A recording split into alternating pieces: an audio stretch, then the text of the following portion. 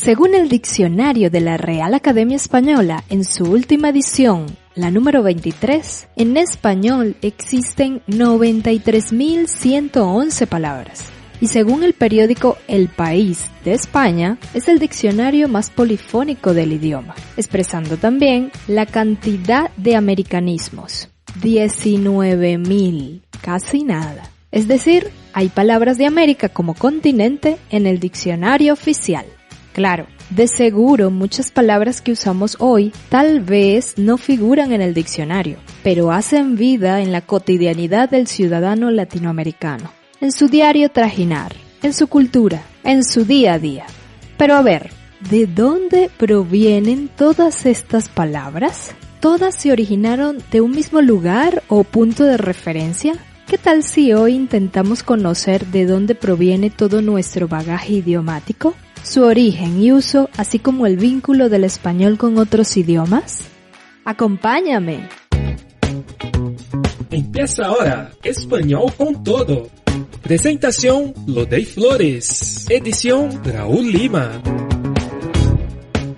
Hola, bienvenidos a Español con Todo. Un podcast en español con transcripción de historias interesantes, sugerencias de libros, vocabulario y más. Estudiar español a nivel intermedio avanzado ahora es más fácil con nuestro podcast. Aquí también podrás despejar dudas. Para eso basta con escribirlas en los comentarios al final de la transcripción. El español, como todos los idiomas, no es producto definitivo y radical, sino un proceso gradual que fue produciéndose en consonancia e intervención de otras lenguas a lo largo de la historia. Pero entonces, ¿cómo se produjo esta mezcla de palabras que no siempre suenan muy españolas o de nuestro idioma? La historia del español inicia con la invasión de los romanos a la península ibérica, región que hoy en día conocemos como España. Antes de la invasión, este lugar ya se encontraba ocupado por celtas, fenicios, vascos y otros que tenían su propia lengua y manera de comunicarse. Al llegar los romanos, el latín se impuso y pasó a tener mayor relevancia de la región.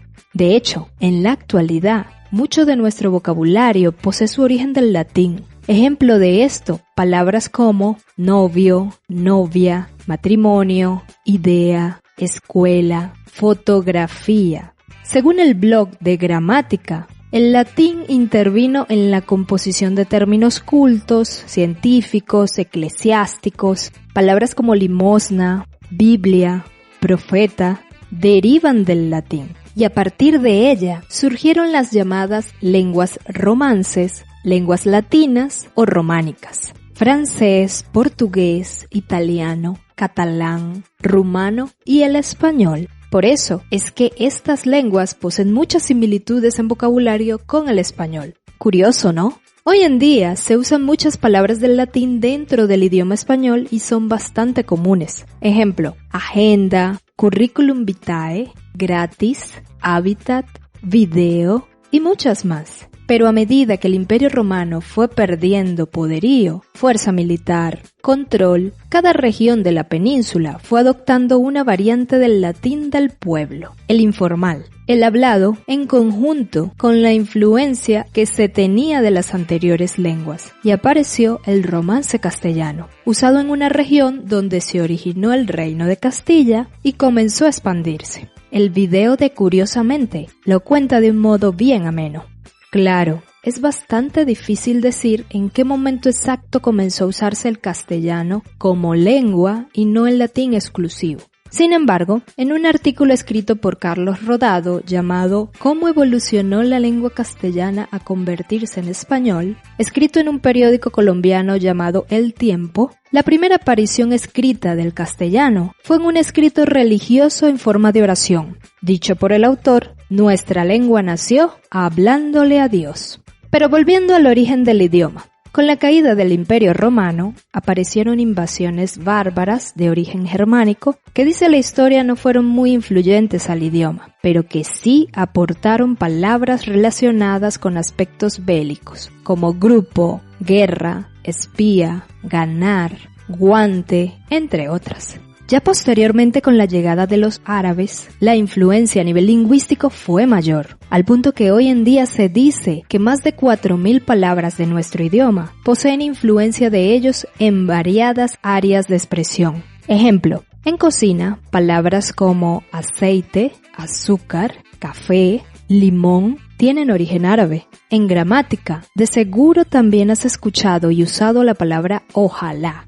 Bueno, esta proviene del árabe y significa si Dios quisiera. También, muchas palabras que comienzan con al, como por ejemplo, alcalde, álgebra, alquiler, alfombra, albóndiga, alcohol, así como vocablos tales como guitarra, barrio, tarea, jarabe, entre muchas más, tienen su origen del árabe. Pero la historia no para allí. Cuando Colón y sus embarcaciones llegaron a América, se encontraron con poblaciones que contaban con sus propias lenguas indígenas, quechua, taína, nahuatí, aymara, entre otras. Lo cierto es que estas palabras que pasaron a alimentar el castellano son conocidas como americanismos. Escucha algunas palabras de este grupo: tomate, cacao, tabaco, maíz, papa, canoa, aguacate, hamaca, cacique, chocolate, poncho y muchas más. Ya en el siglo XIX, con la Revolución Industrial y posteriormente con la Segunda Guerra Mundial, comienzan a usarse palabras del inglés en el idioma español que hasta hoy tienen mucho uso de modo corriente, pero según Wikipedia, en 3 áreas principales: tecnología, economía, ocio. Entonces, palabras como bar, feedback, hardware, hobby, smoking, show, pasaron a tener bastante renombre hasta nuestros días. Por ejemplo, vamos al bar a ver un show o me visto de smoking para recibir el feedback. Chistoso, ¿no te parece? Pero entonces, ahora surge la pregunta: ¿cómo estamos a nivel lingüístico hoy?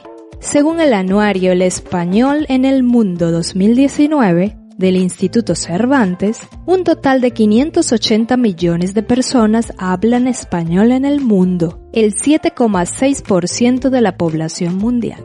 De ellos, 483 millones, 3 millones más que hace un año, son hispanohablantes nativos, lo que convierte al español en la segunda lengua materna del mundo por número de hablantes. Además, lo estudian casi 22 millones de personas en 110 países. El español es la tercera lengua más utilizada en Internet, donde tiene un gran potencial de crecimiento. Según la doctora en lingüística Cafarel, exdirectora del Instituto Cervantes, para el 2050, Estados Unidos será el primer país en número de hispanohablantes tras México, y donde el crecimiento como segunda lengua resulta más significativo. Cada año se incorpora más de 1,5 millones de nuevos hablantes. Ya según García Delgado, en Internet, el idioma español es la segunda vía de comunicación internacional en la red, a distancia del inglés, pero por delante del francés, el alemán, el ruso, el árabe o el italiano, que son también lenguas de alcance internacional. En chino lo hacen 390 millones, pero es lengua solo nacional. Hay algo innegable en relación al idioma. Todas las influencias fueron importantes y determinantes. Pero el idioma, como vemos, no es estático. Cada año, debido a los procesos culturales de los países, a las relaciones, al uso o desuso, el léxico se amplía, se modifica, se transforma. Y somos nosotros, los hablantes, los que dinamizamos y damos vida a un idioma. Enriquecerlo y usarlo correctamente depende de nosotros como hablantes, ¿no crees? ¿Qué aportes piensas ha dejado el idioma para ti? ¿Te vincula a qué en el mundo de hoy el español? ¿Por qué lo escuchas y lo aprendes? ¿Qué palabra es realmente bonita o interesante para ti del idioma? Puedes compartir tus comentarios en el blog espanolcontodo.com.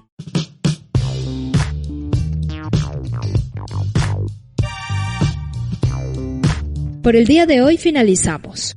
Lo único que me queda recordarte es que si te gustó el programa, te suscribas a él si aún no lo has hecho, desde la plataforma donde estés escuchando: iTunes, Spotify, Google Podcast, TuneIn, iVoox, entre otros. O si no, ya sabes que te recomiendo que te suscribas directamente al blog espanolcontodo.com, sin la ñ, y así estarás al día de todos los contenidos de este podcast.